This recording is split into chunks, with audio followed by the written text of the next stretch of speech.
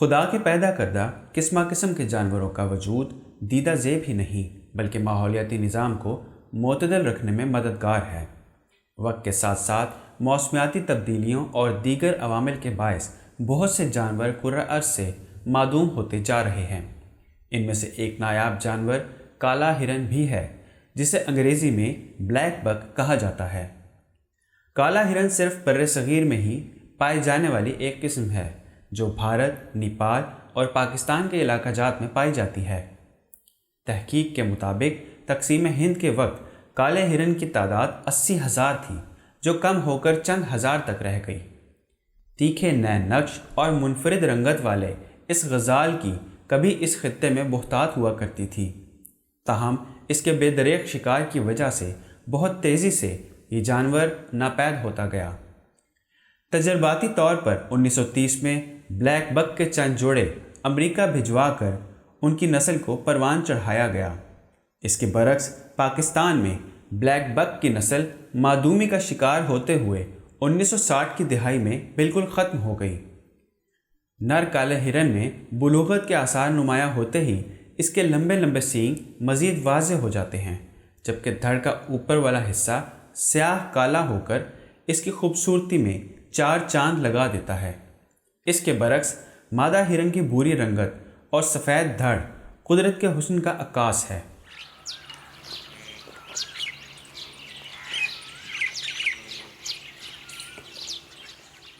جانوروں کو معدومیت سے بچانے کے لیے ایک خاص جگہ کو مختص کرتے ہوئے نیشنل پارک بنائے جاتے ہیں۔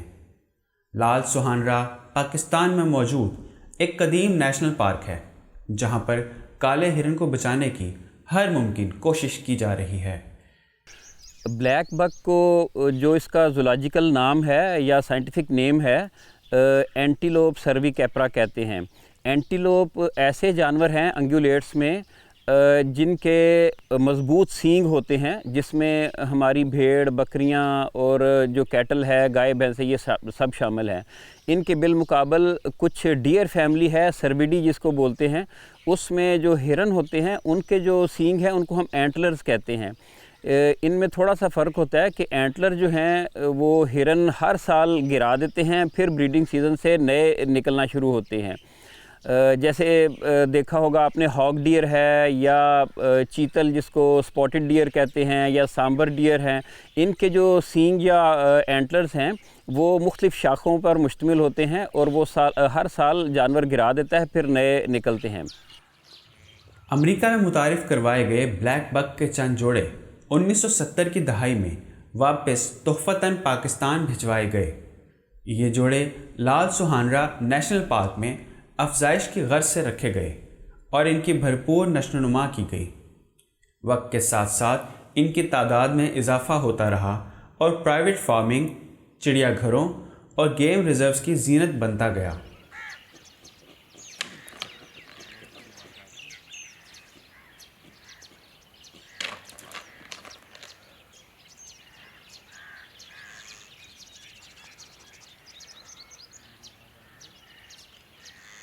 انتھک محنت کے بعد محکمہ وائلڈ لائف پاکستان نے اس معدوم ہوتے جانور کو دوبارہ کثیر تعداد میں مہیا کروا دیا۔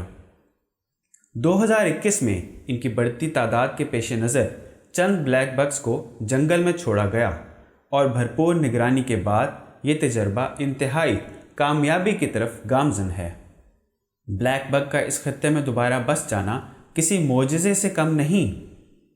مستقبل میں ارباب اختیار کو اس جانور کی نسل کشی کے خلاف مناسب اقدامات کرنا پڑیں گے تاکہ اس خوبصورت جانور کو قدرتی ماحول میں آزاد گھومتا دیکھ سکیں۔